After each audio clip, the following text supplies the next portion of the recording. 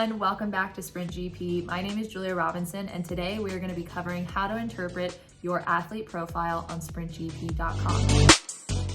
So whether you have a motorcycle racer, open wheel racer, Sprint GP actually provides the exact same statistics, genetics, traits, information for your athletes so that you can more strategically enter races, earn points, improve your performance trajectory, and ideally earn some money along the way as we are doing payout races. Now, friendly reminder, Sprint GP, all entry fees are currently waived. So if you have a digital asset, you can go ahead, enter races for free. If you land in the top half of the grid, you do earn points and payouts in the form of Polygon Matic. So we're gonna head on over to sprintgp.com, walk through one of my NFT profiles, and give you a little bit more of an idea of what we offer and how you can utilize that information to improve your race performance. Let's go. So if you are logged into the Sprint GP website with your MetaMask address, and if you do have your NFT asset in that specific MetaMask address, you can go ahead, log in, and head on over to your profile where you will see whatever asset is in that wallet. So here we have one of my motorcycle NFTs, number 542. Its name is Grizz. It's a B-class racer. Once you're in your profile section, you can change your NFT name. You can also change your team name up here, or you can dive into your profile a little bit deeper and learn more about the traits behind that racer. So if we hit more details, it's gonna open a new tab for us, and we are on our profile page. So my specific NFT here is this really awesome solid colored purple, and one of my favorite colors. So if you scroll down, we have a little bit of like an overview information. So I have personally raced this motorcycle 45 times. Podium rate is not the best, but that's okay because we're gonna dive in and better understand how I can strategically enter this NFT. So here I have a total wins of 2. Don't get hung up on that number. Total points are 54. The point number is really gonna define what racing class you are able to enter into. So to better understand the breakdown, you can head on over to the Learn section of the website. In the rulebook guidelines, it really lays out all the different parameters for when you're racing, where you can enter and why. So out of my 45 races entered, I have 11 podiums. I have a 24.44% podium rate. Again, we're not gonna get hung up on that one. And we can see that this racer has earned me a total of 27.6 Matic. So overview is just as you would think it is, a brief overview of the general performance of your racer. Now, Lineage, this is gonna refer to where your racer came from.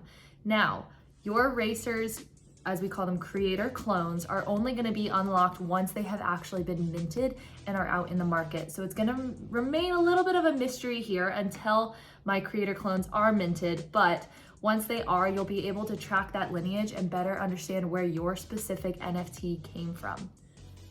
Trajectory. This is unlocked once you have a total of 10 races under your belt because we need that to be an accurate number, a big enough data pool to be able to pull from.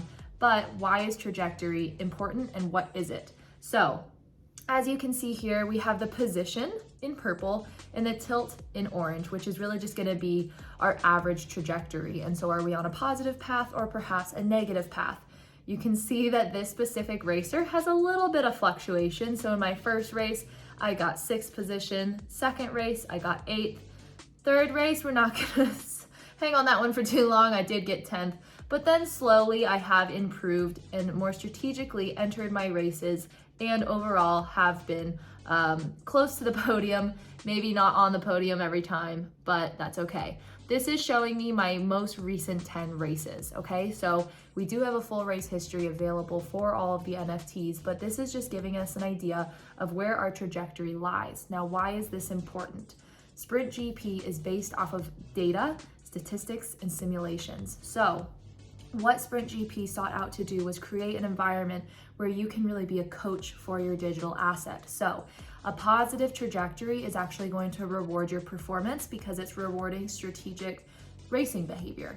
If this was negative, it would be a little bit of an indicator that maybe I need to pay closer attention to the races I'm entering, look at who I'm competing against, my statistics, how does that line up with the specific event that's available. So a positive trajectory, your simulation is ultimately going to be slightly rewarded because we are rewarding that strategic user behavior. In that way, you're really able to coach your NFT. Perhaps you have an NFT that maybe doesn't have the most prestigious data. That's okay, because if you really study it, study your opponents, study the different venues, then you will ultimately succeed and be able to improve not only the performance of that asset, but also the value of it. So we like to say, buy low, sell high. Maybe you go in for a little bit more of a lower level NFT, coach it, train it all the way to class A, and then you could sell it and you've created a very valuable asset. So trajectory is just looking at your general performance. I'm gonna jump over here to race history, just as I had mentioned that.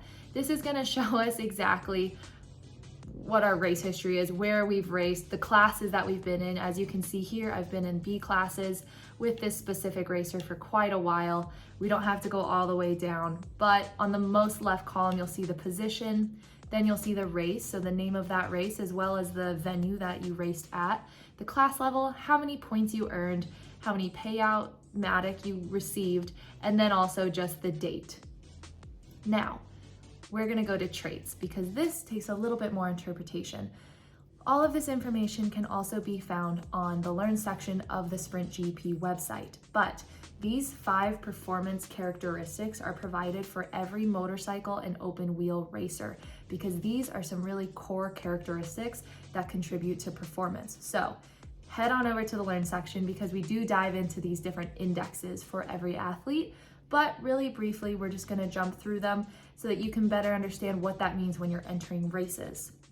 So let's start with consistency.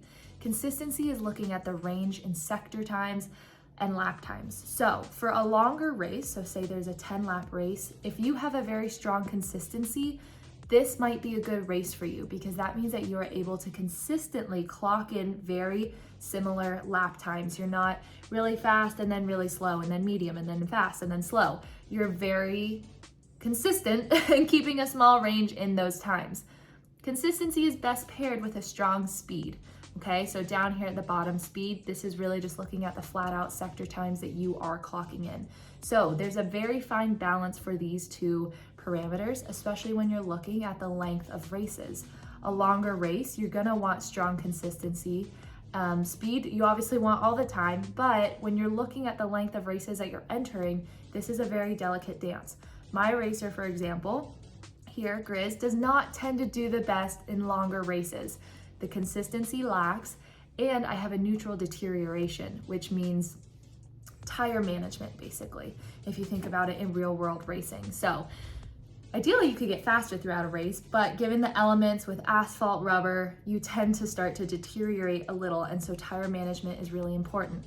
This specific racer does not have the strongest deterioration, it is neutral, but this is telling me that this racer is gonna be much stronger in shorter, more sprint-like environments. Predator and prey is the balance of being able to pass, overtake, but also block. So I have a dominant trait for predator, which means that this specific NFT is really good at overtaking opponents in strategy.